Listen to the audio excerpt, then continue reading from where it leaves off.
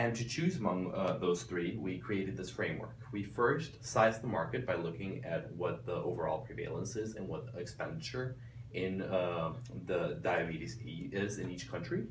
And we created a number for the market size. We determined that Mexico is the country that has the largest market size, followed relatively closely by Turkey.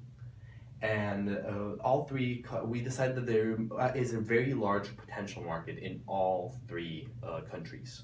This potential market is mainly the undiagnosed people in each country that if we manage to provide a service where they manage to diagnose anyone that does have diabetes, we could easily persuade them to use Medtronic products. We determined that the market size across all three countries is about the same, but the key differentiating factor among the three countries is what the current presence is for Medtronic. We want a country that has a strong presence, but that we have not already penetrated to its full extent. We noticed that Mexico, we've already entered very thoroughly with over 2,000 employees, while we noted that Turkey we are only just starting, so it's ripe for us to focus on going forward. So Turkey will be the country that we will be focusing for deepening our emerging markets presence. So how will we enter Turkey and why will it be effective? We've decided that the best way to do so will be through the best practices that we've established through our experience in China. There, we use six main tactics. First of all, we used exports to other emerging countries. We used our largest emerging markets to export to nearby countries, and we think we can do that in Turkey as well. We also established what we call Medtronic University, in which we provide training to healthcare providers, which will make them particularly likely to choose Medtronic products. Similarly, we created patient care centers, which are retail outlets on the actual city, and where patients can come in, be diagnosed, and gain information on the different diseases that we try to prevent and treat. That way, they will not only be able to diagnose themselves, but they will start recognizing our brand image. We also work through government partnerships, which we think are just as viable in Turkey as they are in China.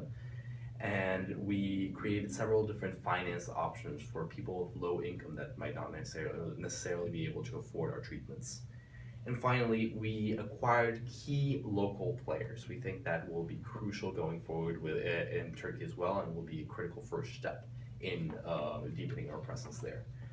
Overall, we are convinced that if we combine our knowledge of Turkey through our current operations there with the best practices that we have developed in China, we will be able to effectively penetrate the market and significantly collaborate to our future growth. As a long-term strategy, we're going to change our operating model to an innovation operating model, which is an extension of our Vision 2010. This will promote an entrepreneurial culture and collaboration with outside industry engineers to better serve our clients. So how will it work? We want groups to form, with people from our firm and from outside our firm. We will give funding and lab space to the most promising startups. We will start on a small scale, giving small grants on headquarters and key developed economies. If ventures are successful, we will buy them back. We know that a high volume of experiments will fail, but this is necessary and key for an entrepreneurial culture. So what is the key insight for this strategy? Traditional innovational methods will not create breakthrough technology. And the threat from tech companies that we are facing now is huge at this point.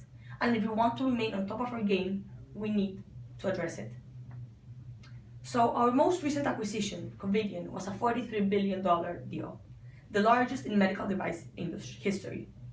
While it adds serious strength to Medtronic's portfolio, it leaves us with huge debt burden and post-merger problems. Covidien increases sales growth of the small surgical devices segment by 4% in the most recent quarter. It also achieved 18% operational growth from emerging markets in the past 6 months. This is impressive for an acquisition that has been done in less than a year. So we believe the Medtronic think tank has a huge potential. We expect a yield of 8% growth in the next 5 years. This is due to many small ventures gaining strength slowly in developed economies, and then once we expand to developing economies, the think tank startups will produce double-digit growth. So we will create new sources of revenue by innovating.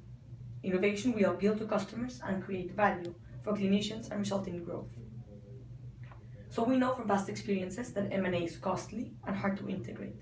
This is why think tank startups will be much cheaper and easier to buy back. There will be no information loss. We will keep information and technology in the house. At the same time, we're recruiting engineers from specialized industries like technology, perhaps 3D printing, which opens us an opportunity to tap into adjacent markets. We'll also lower the threat of entrance and decrease rivalry within the industry, building huge barriers to entry.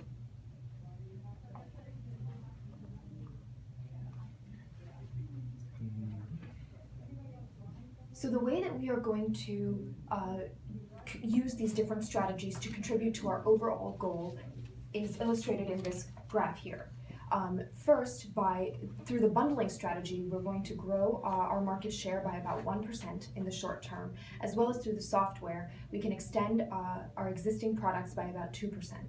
In Turkey, we can increase the contribution that our Turkey strategy will make to achieving our overall goal will be about 2.5%, and the long-term strategy of the think tank will allow us to introduce some brand new products and expand into new customer markets, and that will contribute to our average yearly growth by about 2.3% and 2% respectively. So overall, we identified 3 weak points that need immediate action given the new industry parameters. First of all, adapt to market conditions in the US, and we decided to do this through product bundling and software analytics. We need to extend our presence in emerging markets because we realized this is a huge source of growth.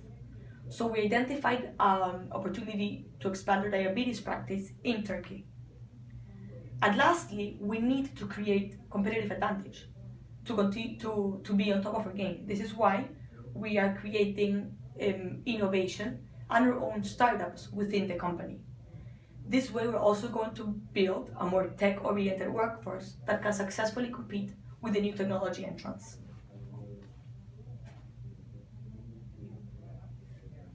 Now we would like to take any questions. Good, we're done. Excellent. So I definitely think